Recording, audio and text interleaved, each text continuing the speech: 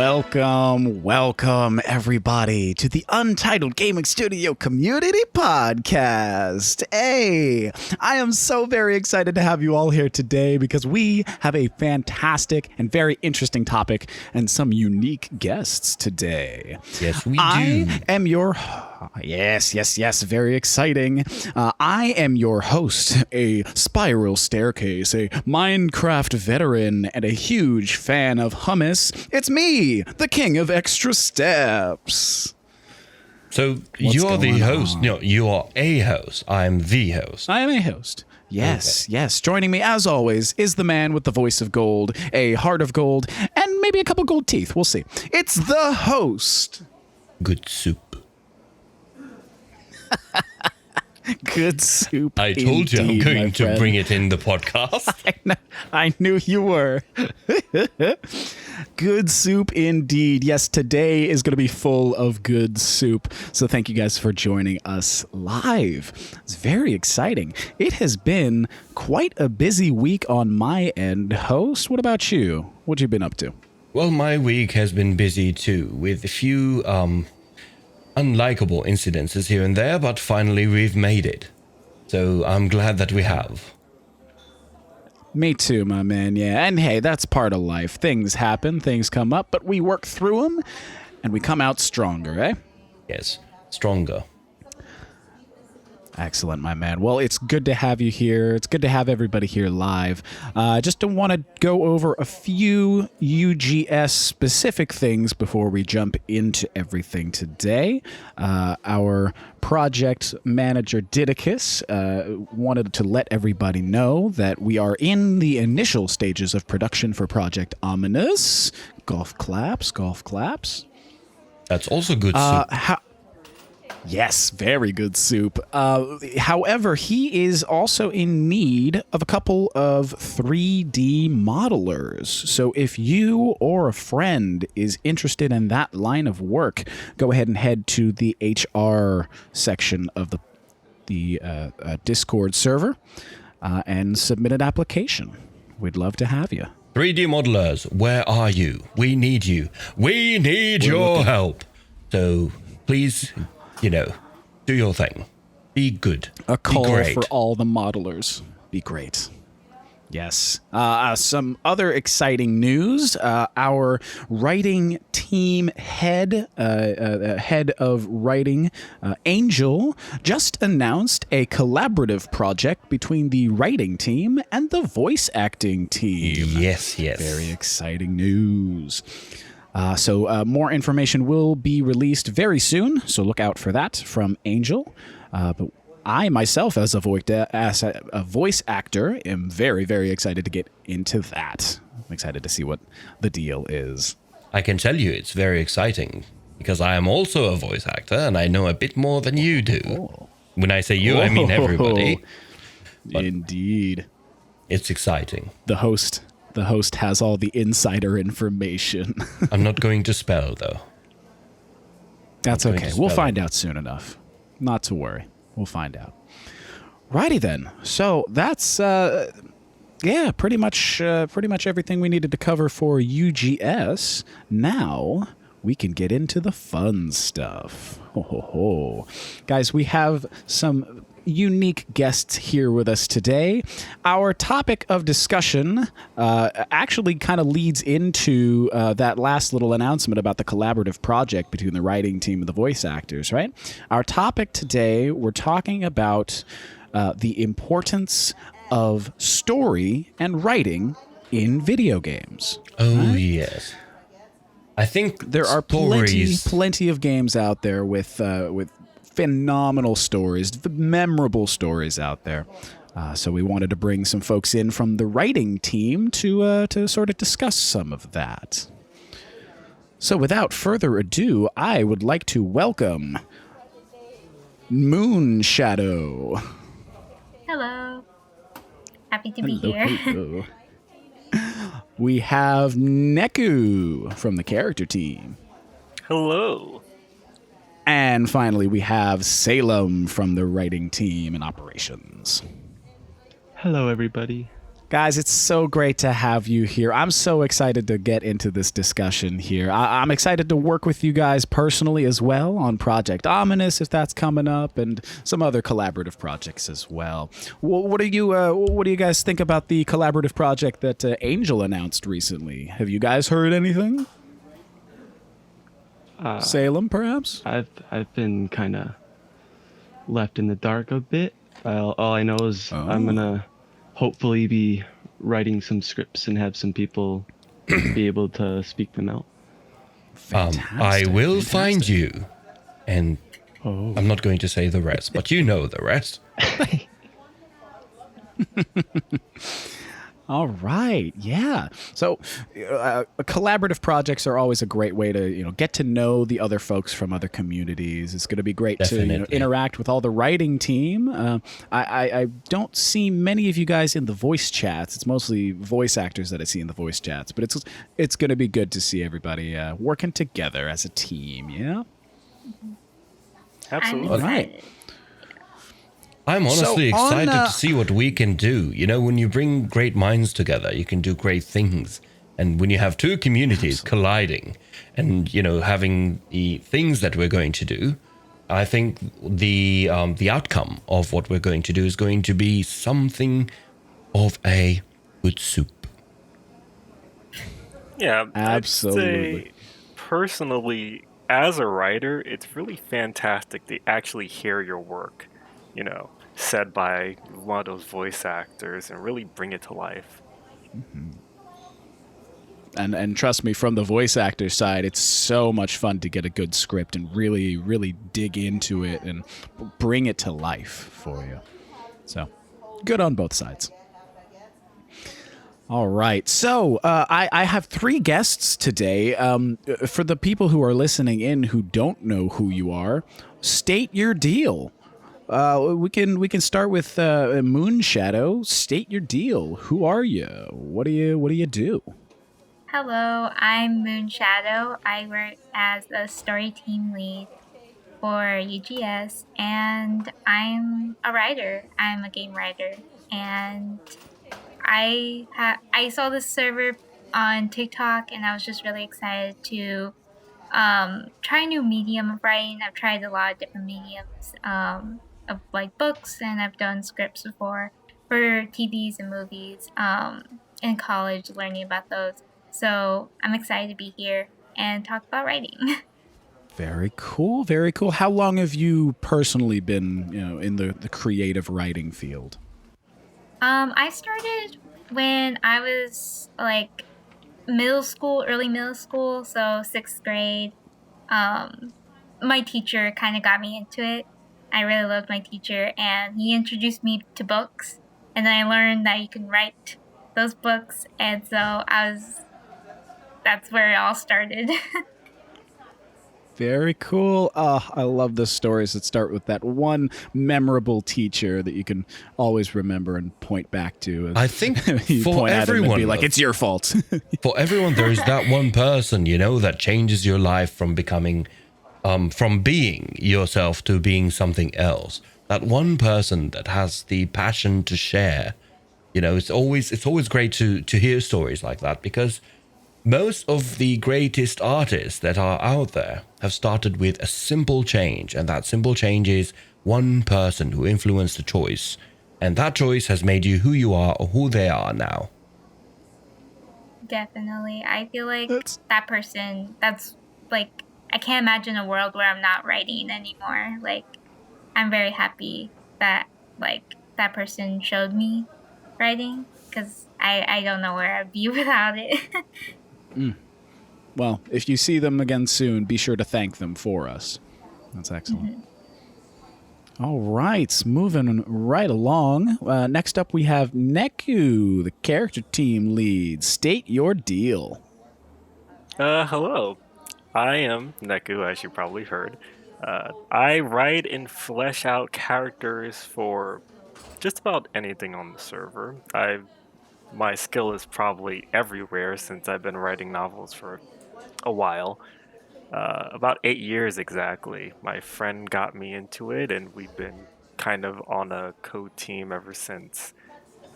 And personally, for me, writing is just really a creative outlet to sort of create an entire world and a universe where your characters can sort of interact with other characters that you met, and you basically become god of your own little world. So it's one of Absolutely. the coolest things for me personally. Yeah, You I know, can totally see the appeal in having all of the power over an entire universe. yeah. I mean, if you can write something, right? If you have the ability to write something, you can change anything within it.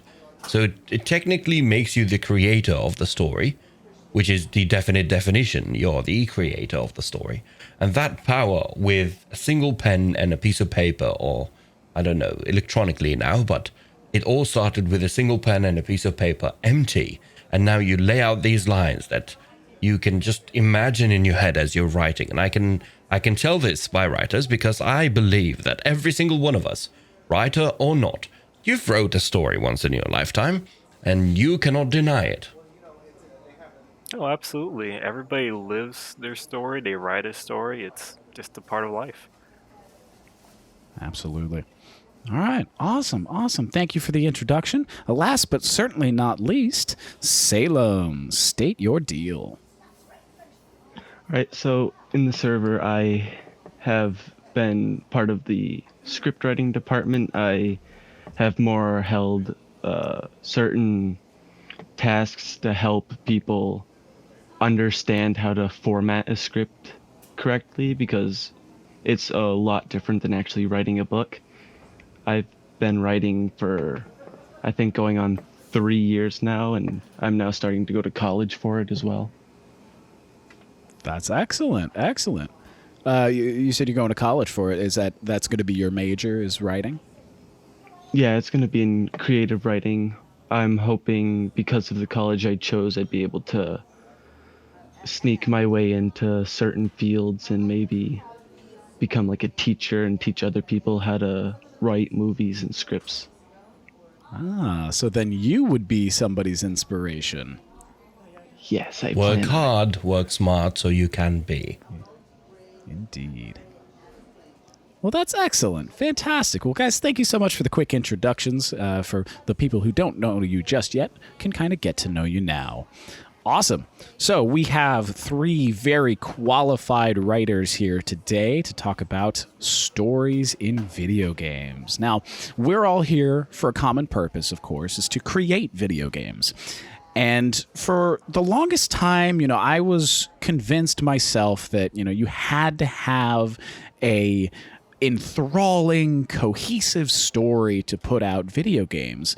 And then, mobile games started to become really, really popular. And I was like, well, a lot of these don't have storylines at all. Does that, as writers, does that kind of make you guys angry that some of these, mindless games have become, a lot more popular than things and projects that you guys are working on and stuff like that? Moon, we can start with you. So, I mean, I prefer a good story, but that's always me. Like, people come for games, go to different games for different things. So, some people just want to turn off their minds and they just want to have some fun with gameplay. But there's also some people who really want a story. They want to be immersed in something. They want to be a part of a grand adventure, or they just want to like get emotional over a story. And that's what these story-driven games are there for. It doesn't devalue a game that doesn't really focus on the story, but people come to different games for different reasons. So someone can still play a game that doesn't have a story at all, but they can also still play a story game. It just depends on what the person feels like playing. Well, I think Definitely. a game without a story is interesting in different terms than a game with a story.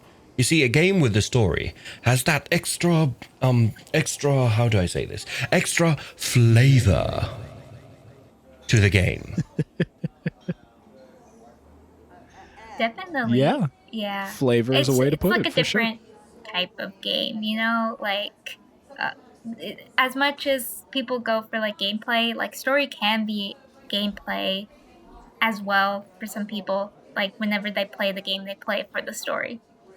So it's just For whatever sure, a for person sure. wants. Neku, any thoughts on this? Oh, absolutely. For me personally, it's kind of a hot take, but I'd like to say every single game in existence has a story in one way or another. Because, Elaborate.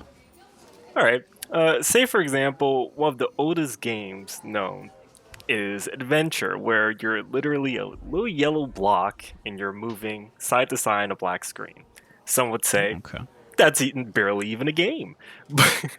But the point of a story is to just have sort of an interaction between characters that you established, or even an object that you established.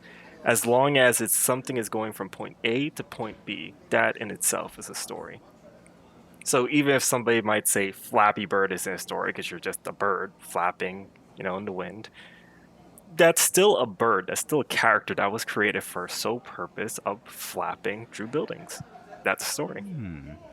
Okay. I kind of see your point. Okay. Yeah, because thinking on Flappy Bird was a fantastic example of just this mindless game that you can tap a bird through buildings, and one wouldn't think that has a story. I personally don't really consider that to be a story-driven game, but you made a great point in that somebody had to make effort to create this character and give them motivation. So I definitely see your point. I think that stories are embedded within all games, in different ways or forms. So I see the point that Neku is trying to make, where you have a very simple game, but there is a character that was created. That means there was a story to it. It's just too simple. And actually, recently I've been playing story mode games, just to have more info on what a story can actually do to change the gameplay. So that is interesting. Yeah, absolutely. Salem, any additional thoughts? Well, Neku kind of stole everything I was going to say, but not only the games that don't have a direct story, it also leaves interpretation for people to make their own stories about it. That's why theory channels exist and people drown out conversations, is they want to sort of make their own ideas off of a game that might not have a clear beginning to end mission. Well, I can add something in here. I saw in the chat, people are saying Tetris is a really good game and it did not have a story.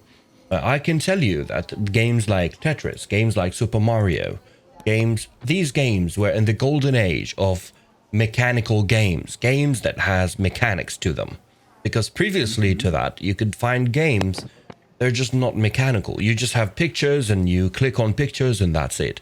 But when moving things onto an image and you have that dynamic of movement, people were interested in the movement itself and the dynamics of the game and how it could be interesting. And then moved along to evolve to, story and themes and worlds and whatnot. And it keeps evolving until now we have VR, virtual reality. We have augmented reality. And you can even mix the two together and also just play them on your computer without any virtual machine, really. So, it's interesting to see that games were doing fine without a story. But now, I don't think there will be a game that launches and goes to the greatest heights without a story in the background. No matter how simple it is, it should have a story. Yeah. And another great example that I saw from the Interactions channel is, of course, Minecraft, one of the biggest, most popular games to date. Doesn't inherently have a storyline because it's an open sandbox game. You create that story as the player. Oh, yes, Minecraft. And a lot of specific things with Minecraft is people have been making theories on what the actual story is. I've seen one where the Endermen used to be people like the player. When they went to the end. Yeah, they went to the end, and the Ender Dragon. I think I saw the same video that you did, Salem. I'm pretty sure I saw it on Game Theory. Interesting. Yeah. Well, hey, all fantastic examples. I did want to ask about, of course, on the topic of stories.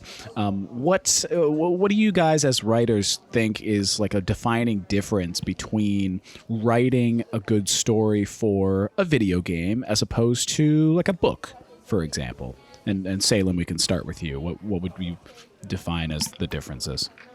Well, when you think of books, they more have to describe everything to you, and movies are using more pictures to tell you to go along with the story. When it comes to a game, you want the player to feel like they are in the story. You want the player to feel like whatever they are doing is making a great impact on what's going on. Yeah. Neku, thoughts? To kind of piggyback off the earlier discussion, I think that games are things that none of them have a 100% concrete story. You don't have a completely linear pathway because then it wouldn't be a game. A game is something that you interact with. So say, for example, if you're playing a shooter campaign story, you're going through that game, you're shooting the bad guys, and your character is surviving through each of those exchanges. But every exchange is different because every interaction with an enemy is different. You're telling a different story every single time, even though it's a mainline story. So let me get this point across, if I understood it correctly. So you're telling me that when you're creating a story for a game rather than a book, a game would be abstract, where the player would kind of make their own idea of the story that you wrote as a writer, where in a book, it's just reading the lines in the book, and that's interesting enough, but you cannot manipulate how the story goes in that book. Absolutely. Like, world building in itself is story building. Like, you're creating a world, you're creating lore for that world. And that's what you're able to, interact with. That's why Minecraft works so well, because even though it's just an open sandbox, you can tell there's a story behind it. There's NPCs you can interact with. There's, strange enemies. There's a campaign in a sort of way where you have to fight the Ender Dragon. So there is a story there. It's just not as concrete as other story-based games. For sure. Moon, anything to add? I agree with both of my writer friends here. And I feel like games are uniquely powerful in that you have interactive storytelling, and that, like books, you just it has the advantage of just being able to read and just interpret things in your mind of like how things look like. You're not constricted to actual visual things. And then TVs and movies, they actually have visuals, they have soundtracks, they have all the like visual storytelling that you're able to like watch with your eyes, and you can also feel immersed like that. But with interactive storytelling with games, you have like a direct impact. You are the story itself, and having that feeling that like you are living precariously through a game is very unique to games, because like no other medium can be as interactive as games can be whenever you're telling a story. Yeah, no, 100%. And I definitely feel like that's something that is a big disconnect when I talk about video games with, friends and family. A lot of the times they don't quite understand why I get so, entrapped in them, for lack of a better term.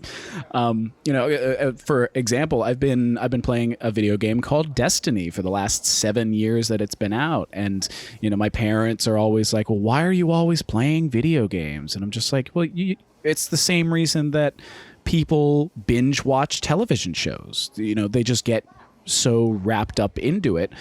But with the video game, it's a whole nother level of diving deep into this story and being involved. Absolutely.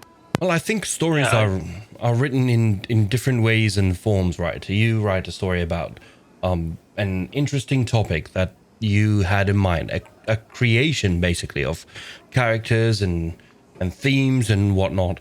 But I always wondered this. I've read many stories and I've played many different games. I cannot even count how many games I've played. I don't know what makes a story interesting. I know there is a hook, and there is the reward at the end and whatnot, but what really makes a story interesting? Can any of you story writers tell me, please? Yeah, Neku, if you could go ahead and start. That's a great question, host. Yeah, what would be the most important part of any story that keeps players engaged? Is it the beginning of the story that gets you hooked? Is it the climax, or is it working towards that really satisfying end? What do you guys think? Neku? For me, I'd say it again goes back a little bit where there's an important distinction between novel, movie, and video game. In a novel, you're kind of seeing the story from a perspective. It could be a main character, it could be a narrator, it can be whatever. In a movie, you're also getting a better look at what that character is feeling, what they're going through, how it is to be them. In a video game, you are the main character. No matter how linear or if you're playing a role-playing game character or whatever, you're playing through. You become the character that you've seen that cutscene with. I think the most important thing to make a story interesting is to give the player, as much freedom as possible in the story to make them feel like they're making an impact. Because if you feel like you're impacting the story, that story is interesting. So in other words, when the players are kind of making their own story and altering the reality that the writer has wrote, it makes it more interesting for the players, right? Absolutely. I see. Well, actually, that's a very good point. Absolutely. Moon, any thoughts? I have a lot of thoughts. Anyways, but I feel like, so whenever I talk with authors and I've been watching like tons of videos and stuff like that and just doing the process myself of storytelling, I feel like the ultimate thing that makes a story is the message you have and the way that the character kind of goes through the arc. It doesn't have to be the main character, actually, because there's like two types of character arcs you can have for your main character. They can either be a dynamic character arc. Dynamic character arc means basically they go do a significant change. They're changed from the beginning and the end. They're not the same person. They've gone through a significant change throughout the plot or interacting with other characters. Whatever story you're trying to tell, they have changed because of that story. But then there's also static character arcs where the main character doesn't necessarily change, but everyone else changes around them because of the main character.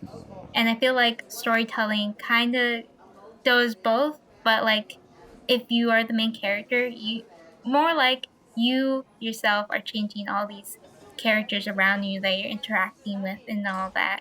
And that's where the story starts, of seeing changes and seeing this message that you're trying to tell through all these little pieces, like a chess match, you have all your pieces like ready and you're battling against your audience. I wouldn't say battling, but you have everything crafted just so you can tell your story. And the main thing is this character arc, this watching a character grow through the event, the story, whatever you have, and just seeing a person change or not change or see other people change is what makes the story.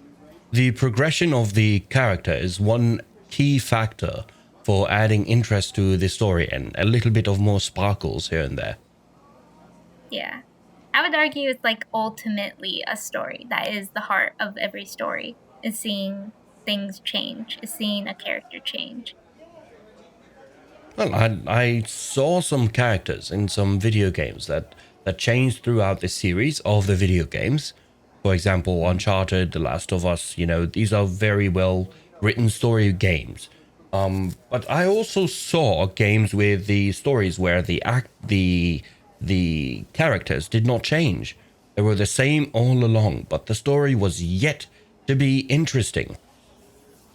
So your point is very valid in a way, but you still, as a player, as a person who plays video games a lot, I can tell that there are some characters that never change. Their powers don't change, their movements don't change, you don't gain anything, but you still play. A good example would be Mario. You're always Mario, you're always doing the same thing. The surroundings of you change, the theme, the game modes you can go through, but your character is always the same. So if the character is always the same, what still makes the story interesting? And Salem, this question is for you. I don't know, whenever I think of a story, I love to see the emotion through everything. When I find a story, I don't see any emotion with it, I sort of get like a disconnect, because I feel like these characters, or maybe the scene itself, isn't really being portrayed the way it's supposed to. I always thought that I always thought it was just like the entire thing needs to flesh out well, which it does. But if you're missing emotion in a specific piece of the puzzle, then it could, I feel like it could ruin the entire story at that point, unless it's a main plot point that there is no emotion. So emotions make stories interesting. Yeah, and that's really great to think about. Kind of piggybacking on the other points that we made about Mario and games like that, where you are just this one character and the rest of the games change. The rest of the game changes around you. As writers, I guess a question to you would be, how do you create a game that is, or a storyline at least, that is so engaging and so enthralling that people come back to it, even when you remaster or rework it or put it in another universe, I guess you could say. Because the one example that stands out to me the most are the Pokemon games. And you can go back to Pokemon Yellow, Pokemon Red, and then go through all of the rest of them. And the premise is exactly the same. You start out as a kid, work your way through a bunch of gyms, and at the end, you battle the Elite Four and you win. How does one create a story that, keeps up through multiple generations, but is essentially exactly the same all the way through? I would argue. Stories, although they seem the same, but I don't think they will be the same. And I'll leave it to Salem to answer this one. I think he has better information than I do. When it comes to the Pokemon games, a big reason people keep going back to it is the nostalgia factor. They played it when they was a kid. They want to see how the journeys, the fighting mechanics might have changed. They want to see any new things that may have been added, because it started out with 151 Pokemon. Now it's all the way up to like 867. A lot of people want to see the change that happens in the world itself. So maybe the storyline doesn't change, but you have different characters coming along. You have different objectives to try and complete. Even though the story arc's the same, they keep adding new things to the world to make it interesting. So is this a way? I don't know. I feel like it's still so static for me. That's kind of why I stopped playing the Pokemon games for the longest time, is that, it just kept feeling like we were doing exactly the same thing over and over again. And sure, there would be like a new enemy gang that you had to beat, and their motivation for taking over the world was slightly different from the last one, but like I don't know. That might just be me. I think it's a way of writing. It's a way of writing where the main story is the same, but the plots around it change. So the main story is the same. He's just collecting Pokemons and fighting. But the things around the main character change around him. So the story could change in a way, but very subtle. And it might be not pleasing for everyone, but it's still good soup. It's good soup. Yeah. Moon, any thoughts on this one? Actually, I think back to just like a lot of timeless things that we all know of, like for example, Star Wars. I don't know if anyone's like seen the new Visions, but I think that's an example of like figuring out at the heart of your story, like what it is, and carrying that through every iteration, you know? And like for example, Harry Potter, you know, like the whole like imagination of going to another land and practicing magic at magic school, and then Star Wars is becoming like a warrior with lightsabers. That's just a cool concept, and it just sparks your imagination that you can be it yourself, you know? I feel like once you figure out that thing that people just love your story for, that like sparks something within them, then you can have that in all these different iterations and will never get stale, you know? Because you can still add fresh things, but at the heart of it, everyone knows what it is. And the heart stays throughout the whole thing. And that's how you make like a really good like franchise. I feel like that's why I still like Pokemon. Because at the heart, it's just like interacting with these cool like creatures and going on adventures, and you meet all these new creatures and you get to name them and you get to pet. I don't know. I just like that sort of stuff. Yeah. So that's why I like the Pokemon games. Oh, don't get me wrong. I totally see the appeal. For sure. And this kind of leads into the next question, and this is going to be directed for Neku to start us off. But as far as stories go, and you know, getting attached to these characters that you meet, what are some of your favorite like plot twists to kind of really pull at players' heartstrings to keep them engaged? Oh, of course. Well, I've talked about it before, but one of my favorite plot twists in games is in Near Automata, where the main plot is simply just to, well, at least at the tutorial, is you're going on a mission to destroy these robots. They're, you know, sentient robots that are attacking everything, and for the most part, the androids, which are tasked by the humans to kill them, are just doing that, destroying the robots without any mind to, you know, their existence. And as you get through the game and you get a lot further, you start to learn that these robots aren't acting like robots. They're having festivals, they're wearing clothes, they're having intellectual conversations, they're having hopes, dreams, they're even, you know, having coitus. Like, they're mimicking humans to the extent that really questions, is it right to kill them? Oh, and then you feel it in your heart, and you're like, oh, why did I kill them at the beginning? Yeah, you can sympathize with the humanity of it. Interesting. And all along, the androids are saying, don't listen to their voices. They're just robots. They're just replaying what they've heard. But the robots are literally screaming, help us, please don't kill me, as you're playing through the game. Yeah, and once you meet the robots that actually have, you know, they can actually have conversations, you start to feel really bad about all the other robots. Oh, that hurts. Oh, man. Haven't played the game, but I can tell you that hurts.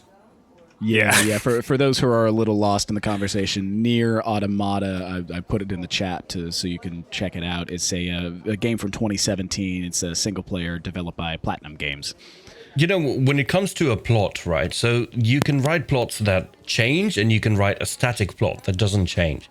So as a writer, Neku, when you're writing a story, do you think about the danger of changing a plot? Do you think that maybe the player would just, completely leave the game because it's too much for them? Do you think about that? Oh, absolutely. I mean, when you're basically putting someone in your world, like either through reading a book, movie, game, whatever. You're taking a risk that, okay, will they like this world? Will they like the story that I've created? And will they watch till the end to see what happens? So, in the same example, near Automata, freaking, you could just want to be an android that's been killing some robots and you don't want to hear about robots begging for mercy. Like, that might be a little bit too much for you. Like, you might just want a simple plot like Mario or even Flappy Bird to just to play the game, not think about things. And that's completely fine.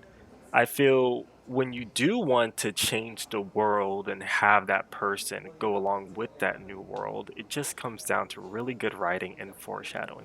You have to make it so that the surprise, the twist of a new world underneath the world you've already created isn't out of pocket. It isn't just coming out of nowhere. It's something that's been established and the player or watcher didn't see it yet.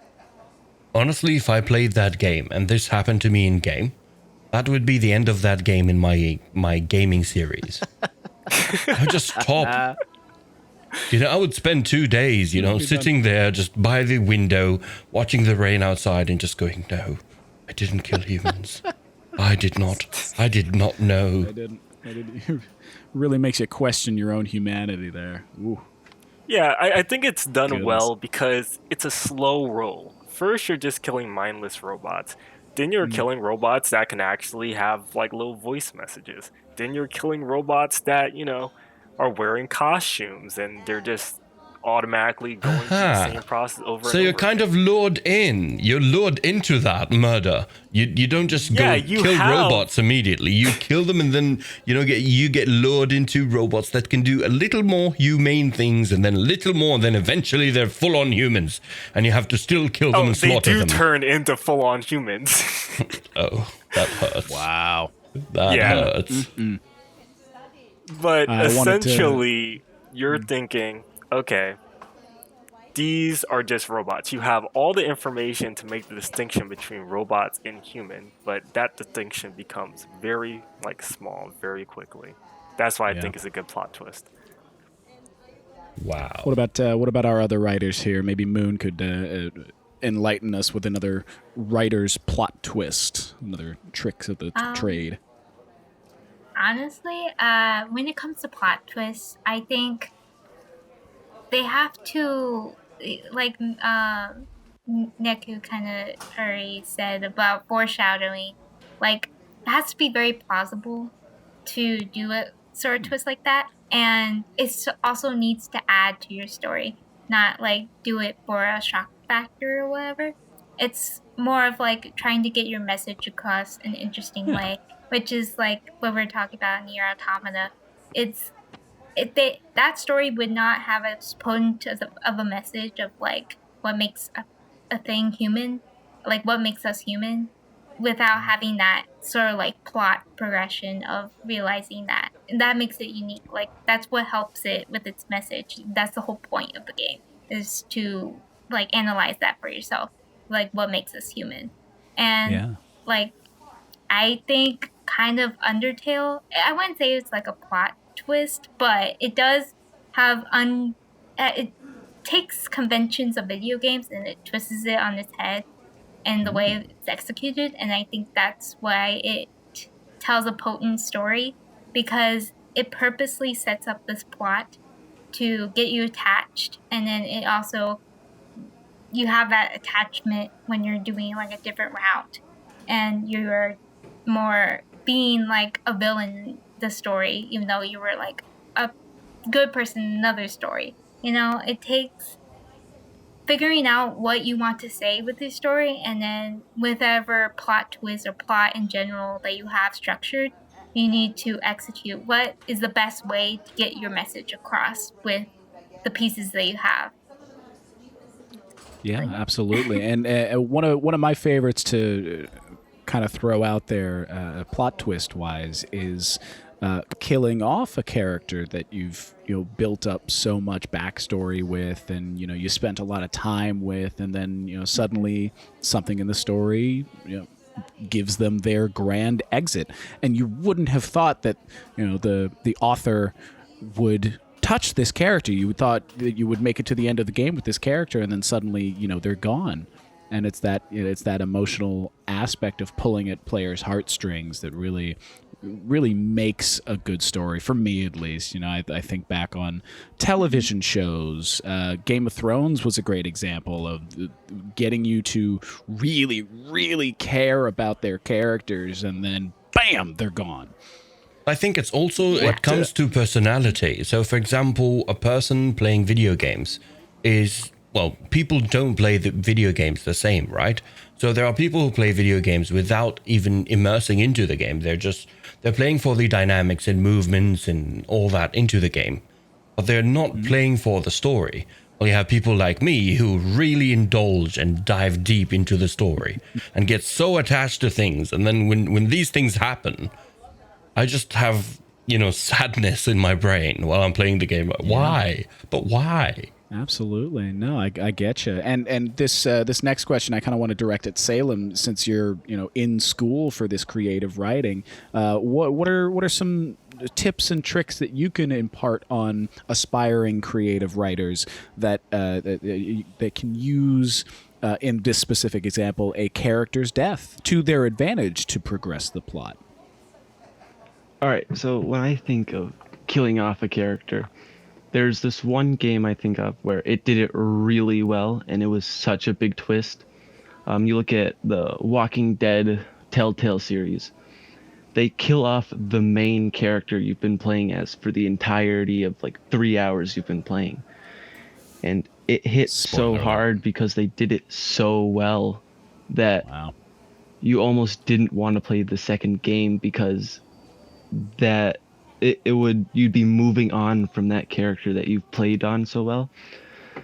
So if you want to kill off a character, you have to make sure the impact it's going to have on not only the audience, but the characters inside your game, inside your story. Back to the killing off the main character, he was taking care of this little girl during the apocalypse. And you could see the emotion on her face when she realized she was losing the one person that kind of took care of her, and she's going to be on her own until she can find someone else. You just have to make sure where you want to take the story after you kill them. You want to have all of your plot points thought about. You want to make sure all the characters are reacting in the correct way. Yeah, this is the Walking Dead Telltale series from 2012. It's a 4-part series for context here. Yeah. The main character dies. Everyone is very distraught. The group they had breaks apart. And then the second game starts off with you playing as that girl for the next couple series. Yeah, absolutely. Well, yeah, wow. There are so many just phenomenal examples of games that, get you to care about characters and really get you involved. And, the list goes on and on. We've mentioned some great ones today. The Walking Dead Telltale series, definitely recommend that. Near Automata, I think I'm going to go download that after we finish this discussion.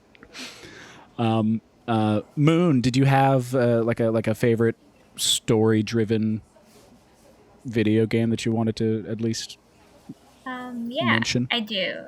One of my favorite, I would argue it's one of my favorite games of all time, but it's a game called To the Moon, and it kind of pertains to this topic of character death, because the whole game is about these two scientists. They go around and they have a machine that can alter a person's memories to have it be whatever dreams they have, but usually the only way that they can equip it and go inside someone's memories and manipulate things for that person to achieve their dreams or desires is if they are close to death. So it's usually elderly people that are moments away from passing away. And so the story of the first game is about these two doctors going in and this old man main desire is to go to the moon. He wanted to be an astronaut, but things didn't work out, and that's his biggest regret in life, that he never got to achieve that dream. And he doesn't divulge why before he goes into a coma. So the doctors go into his memories and tries to piece together why his dream didn't come true and how they can make that dream a reality.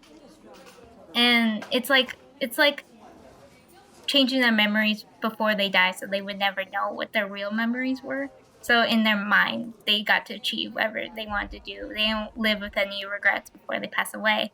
And I feel like that story is just like all about achieving whatever you want in this life, because we only have one life, not to be a downer. No, I get it though. Death is imminent, I would find this story good. I would find that game very good to play. I would add it to my good soup games. Good soup games. Very good soup games. Yeah. But that with character death, it's like a human life, and that's why you should treat character deaths like that. Absolutely. Well, to kind of bring the mood back up, we were getting kind of dark and sad. Too much there. sadness I'm here. Definitely gonna. Yeah, that's okay though. Like the video games that really bring out emotions are the really important ones too. So, 100% recommend all 3 of these games that we had mentioned: To the Moon, Nier Automata, the Walking Dead series. Phenomenal. We are slowly approaching our time, so I did want to quickly open up the interactions channel for some of our listeners to ask some questions to our writers while we do have a bit of time left. If you have any questions for myself, for the host, for our guests, please put them in the text channel. Please keep curse words to an absolute minimum, and also we won't be able to answer any in-depth questions back to Project Ominous right now, because we have as much information about that as you do, which is 0. Not 0, but yeah. I have 0. You might have some, but you're not allowed to talk about it just yet. All right. By the way, can we appreciate the fact that Moonshine and Salem changed the profile picture, and Moonshine changed the name to Moonshadow to Moonshadow just for the Halloween, and I'm coming up with my own version of that. So look forward to that. My picture is going to change. It's spoopy season, folks. Back to the questions. All right. So we've got our first question from Jonah. Any tips for writing short stories, such as like YouTube videos or short films? Moon, we'll start with you. I would say the main difference when it comes to short stories is learning how to tell a story very concisely, because you don't have the privilege of length. So you have to figure out what's the most precise way to get your message across in the most succinct way possible. So honestly, I would encourage newer writers to start with short stories first, because it kind of gets you into figuring out the bare bones of storytelling, and trying to learn how to do it concise really helps whenever you're doing long form. So I would just when you're doing short films, YouTube videos, first figure out what story you're trying to tell. That goes for every story, no matter what it is.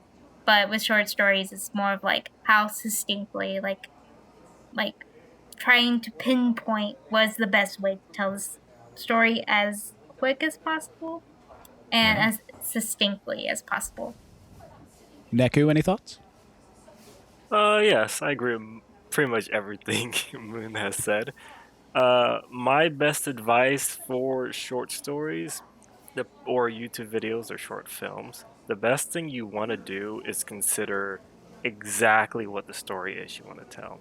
If you're telling a mystery story, you have to lay out all of the information very neatly in the story so that the reader can figure out the mystery along with whoever is figuring out the mystery, which is the main character. Totally. So with that, Salem? Yeah. With No, that, sorry, I cut you off. Go ahead. just pretty much figure out what you're going to foreshadow immediately because you have to do it quick. It's a short story. And just make sure it flows with everything in the story. Nice. All right, there we go. Salem. All right. Personally, I'm not very good at writing short stories, but when I do, I have to plan out everything before I start writing. And for me, as a person who kind of just wants to go from the end to the beginning, if I don't plan out what I want, I'm going to end up adding too many things and make the story go on even longer. Oh, Salem, I actually have a question about that specifically. So when I've wrote a few stories before in the past, and they're just short stories to entertain myself whenever I'm bored. I'm not a writer. I do not know how to write stories, but I've built my story based on a character that I had in my mind, and that's how I built my story. So when you're building your stories, do you build them off the character, or do you choose a theme first, or do you choose the progression first, and then you build the character based off of that? So the real question is, what is your base when you're writing a story? What do you choose to be your base? Or is that something malleable where you could change it? I always try to come up with the direction I want to take it. That doesn't really have to be concrete because things are going to change while you're writing. You're going to come up with better ideas, but you want to have a start, and then you want to sort of find out where you want to start taking the story. After that, you can start building the world around your concept. You start putting the characters in the world, and then you can find out the story for where you want to find those characters and where you want to bring them afterwards. So basically, there is no base. It's whatever you choose to be, and you can change it midway through the story, and that's just fine. Yeah, I mean, that's how I'm a rare type of writer, what they call a Panzer Writer. So I just sit down and write whatever comes to mind. I'll start out with a small little snippet of something, and then I'll end up writing for hours. Well, that's very interesting. One of the things I just had my small snippet was a sort of aftermath of a war between humans and AI. And then I was able to take that small concept, create the world I wanted it in, create the characters, and then I have a roughly hour and 20-minute movie made out of it. Wow. That's Very impressive. That is good soup. Good soup. Neku, did you have an answer to that question there? Any base that you start out with that you'd like to? So, like Salem said, it's very depending on your preference. Like, you could write the world, the story, character, whichever first. It really depends on what's, sinking in your mind and what you want to, flesh out first. Personally, for me, I kind of randomize it. Like, I'll make a small little idea of what the story is going to be like. Oh, the gods lost all their powers, now they have to turn to technology. And with that, I can either start writing the world, fleshing out what type of world these gods are in, or what type of technology they be using. Are they using, little magical technology? Are they using more sci-fi technology? And then I would either go to the characters. What type of gods are we talking about? Are these the kind of villainous gods that are going to be killing humans, creating technology for evil? Or are they going to just be chill gods that just want to make things easier for themselves? And then I figure out the story. What will bring these gods to make technology? What will happen when they make technology? And how will the conflict and conclusion come from that initial idea? Wouldn't that be Okay, so it considered kinda sounds magic? like- yeah. Wouldn't that be considered magic? technically science. I mean, magic is just really advanced science, in my opinion. Like, magic goes off the rules of that world, and the rules are basically science. It's just there's different mediums in which magic happens, and there's different mediums in which science happens. Yeah, So- I like to think magic is just science we haven't explained yet. We have a very good question from Jack O'Mike. The question goes, how do my fellow writers deal with rejection? Ooh. This one's going to hit hard. Good one. Good one. Oh, by the way, Well, we could start with... I hope this is the last question. We're almost running out of time here, so... Sorry for the people who didn't get their questions answered. We're getting them answered hopefully later. Yeah, going on about an hour, but fantastic discussion. So, well, Moon, we'll start with you. How do you deal with rejection? I mean, I'm not gonna lie, it kind of hurt, but I just take it as an opportunity to figure out like what I did wrong. Not necessarily wrong, but like what I can improve on with like critiques and whatnot.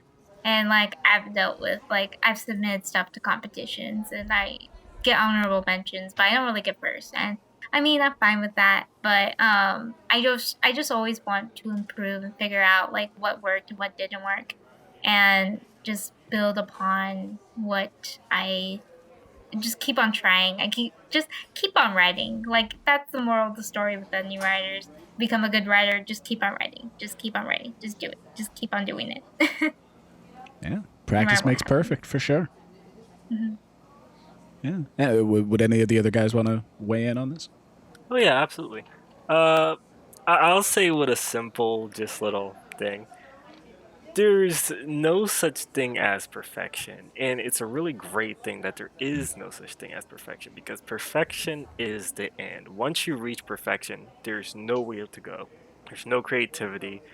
That's it. Everybody should strive for it, but you should never reach it. So when you do get rejection, that's not a bad thing at all, because you're able to refine your craft, make it even better, and who knows, like, if that person said yes to the thing that wasn't that great, everybody will see that, and now, that's their only idea that they have of you, that not so great work. But if you just refine it to the best point that you think it can be, and you send that out, that's what everybody sees. So I think that's much better than something that you're not really that proud of. I love that point. I love saying that as well, is that there's no such thing as perfection, so don't worry too much if you don't reach it. That's awesome. Yeah. Salem, any thoughts before we go? Well, so the writing discussion has had challenges in the past every once in a while. And I really didn't place high when I first started out. But this is because I haven't really had anyone professional look over my writing. So what I did is I took the feedback they gave me, I refined everything, I added details that might have been missing, and then I had those same people re-look at it to see if this is more something they would have been looking for. So I guess I deal with rejection in a way of going back and just making everything better for the next time so someone else would like the idea. Oh, that's amazing. I think that the stories in general just make up the game, as I said earlier, more interesting. And I think I would wrap up with this statement. Stories are good soup. Good Very soup. good soup. If you take anything away from this episode, it's good soup. Yeah. Just title it Good Soup. Excellent. It's an guys. Easter egg. It's an Easter egg for later. Fantastic. Yeah, if you made it to the end, comment in the bottom in the comments, good soup with a capital P. Very cool, guys. Well, hey, I thank you so very much for all of your insight. I sure learned a lot about story building. I think I'm going to take this into anything that I try, and definitely come to these guys for tips and tricks of the trade. So, Moonshadow, Neku, Salem, guys, thank you so very much for joining us today. It was a pleasure discussing everything with you. We are going to talk about art and character building next time. This is something that I have been endlessly interested in.